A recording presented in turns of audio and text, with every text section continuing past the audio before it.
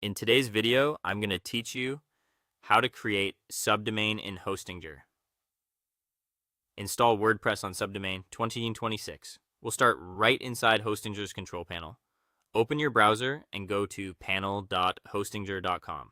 Sign in if you're prompted, and once you're in, take a moment to make sure you're looking at the correct hosting account for the domain you plan to use. On the left sidebar, click Websites.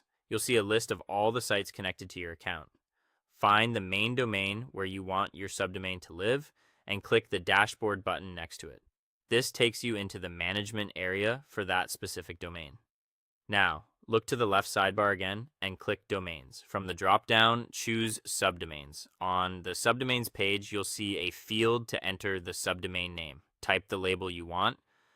Today, I'll use Demo and click Create. A subdomain is simply a prefix that sits in front of your main domain, like demo.yourdomain.com, and it's perfect for testing, staging, or creating a separate section of your site. You should see a confirmation that the subdomain was created successfully. Keep in mind, DNS changes can take time to spread across the internet. Hostinger notes it may take up to 48 hours for the subdomain to work everywhere, though it often resolves much sooner. If it doesn't load right away, give it a little time. Next, let's install WordPress on that subdomain.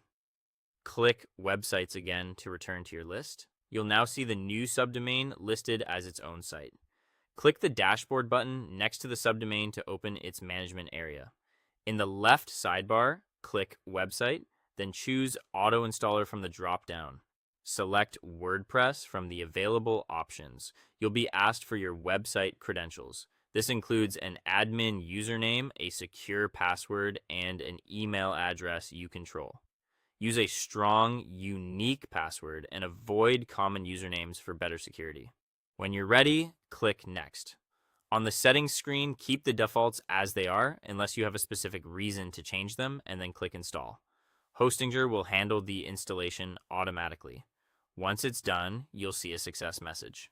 If there's a drop-down for selecting a site, choose your subdomain so all the shortcuts and tools point to the right place. And to access your WordPress dashboard, click the Admin Panel button, or simply type your subdomain followed by .wp admin in the address bar, like subdomain.example.com wp admin.